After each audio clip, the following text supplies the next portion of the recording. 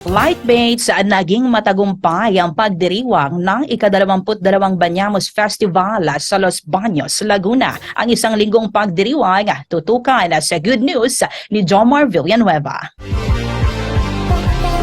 Mas pinakulay, mas pinasaya. Ganyan pinagdiwang ng bayan ng Los Baños sa Laguna ang Banyamos Festival ngayong taon.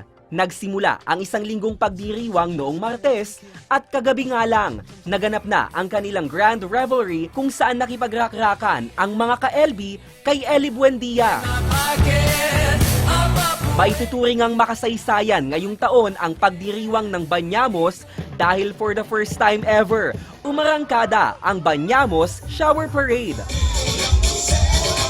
Ayon sa nanguna rito na si Nanay Edeng, ang Los Baños talaga ay maraming katubigan. Nakaharap kami sa pinakamalaking lawa, yung Laguna de Bay. Tapos dito sa Los Baños, may ipinagmamalaki din kami na Tadlac Lake. Dinarayo rin po ito ng mga turista.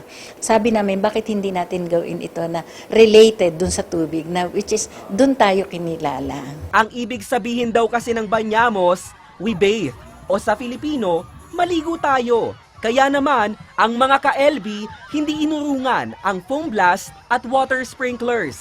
Ang iba, nag-improvise pa ng bubble bath at hindi rin inatrasan ang TikTok dance challenge habang binobomba ng tubig. Aabot sa 4,600 na mga ka-LB ang nakiisa sa parada. Kahit daw medyo mahirap umindak, sumayaw, sumama din po sila para naman ma-feel nila yung saya. Kumasa rin ang mga ka-LB sa iba't ibang event, tampok ang ganda, sining, tradisyon at kultura ng Los Baños. Ang mga kabataan at kababaihan ngang ito humataw sa Bailamos Dance Battle.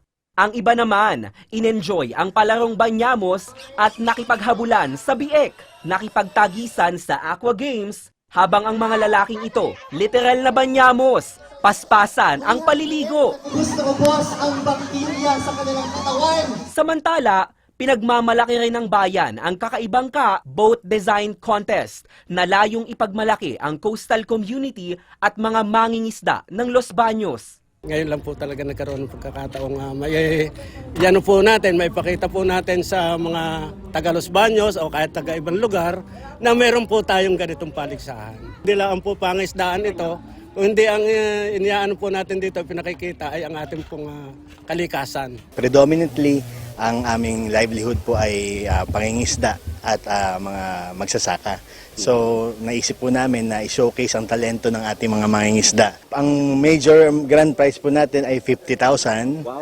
Oo, and pababa na po yan, 30-20. Pero wala naman pong uuwing luhaan. Okay. Dahil lahat po may consolation prize. Nagpawaw rin sa mga ka-LB ang hot air balloon na balak gawin taon-taon. Ito na ang ikalawang beses na nagpalipad ng hot air balloon sa Banyamos Festival. Dahil dito, kumpiyansa ang punong bayan na darami pa ang turistang bumibisita sa bayan ng Los Baños. We're expecting to double all targets.